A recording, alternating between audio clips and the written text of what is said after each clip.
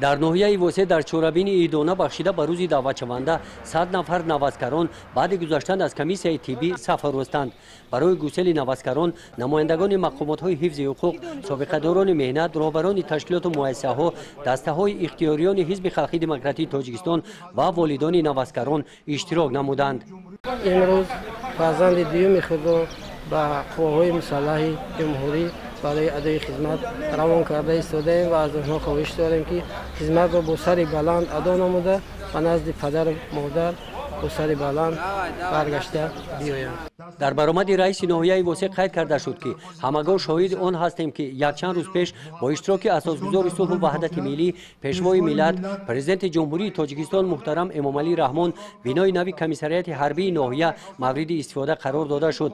اشتراک پرزیدنت جمهوری تاجیکستان در رسم افتتاح این شهاد ما ساکنان ناحیه را بخصوص جوانان را وادار می‌سازد که نسبت خدمت به وطن باز هم مسئولیت شناس بوده در راه خدمت به خلق وطن برای دفاع مرز و بوم وطن همیشه آماده باشیم. در چورابینی بخشیده به روز دعوتشونده سربازان قسم نظامی و والدان نوازکاران برآمد کردند.